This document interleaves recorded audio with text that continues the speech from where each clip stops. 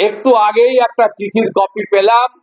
এর আগেও যেমন ঝালদা এবং তাহেরপুরকে বাদ দিয়ে সভা ডাকা হয়েছিল, আগামীকাল বেলা 12টায় মুখ্যমন্ত্রীর নবান্ন সভাগৃহে একেবারে ওসিআইসি থেকে শুরু করে গোটা রাজ্যের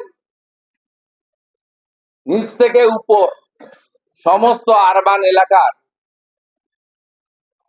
পদাধিকারী, জনপ্রতিনিধি, মানে আবারও চিঠিতে উল্লেখ আছে এক্ষেত্রে ঝালদা এবং তাহেরপুর ব্রাত্য।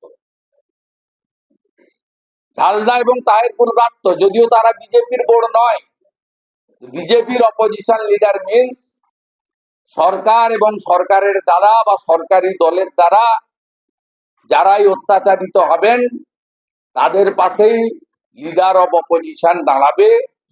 লিডার অব অপোজিশনের কাজ এটা। আমরা রামপুরহাটের বকটুই থেকে আমডাঙ্গার বিস্ফোরণ স্থল পর্যন্ত প্রতিটা জায়গায় গেছি, ভোটের উদ্দেশ্যে বা পলিটিক্যাল উদ্দেশ্যে নয়।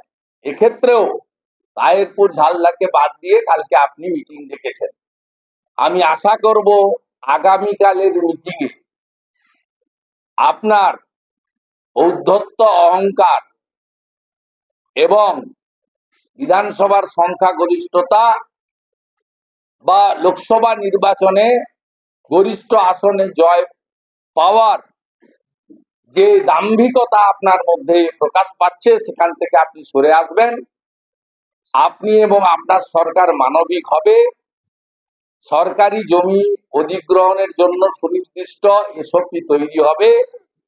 সরকারি জমি যারা বেআইনিভাবে দখল করেছেন তাদেরকে আপনার আধিকারিকরা চিহ্নিত করবে, প্রপারলি নোটিশ দেবে, এবং এতে যদি কোনো প্রান্তিক গরিব মানুষ, নন আর্নিং মেম্বার, তার ফ্যামিলিতে শুধু এইটার উপরে সংসার চলে, তাদেরকে আপনি বিকল্প কর্মসংস্থানের সুযোগ দেবেন।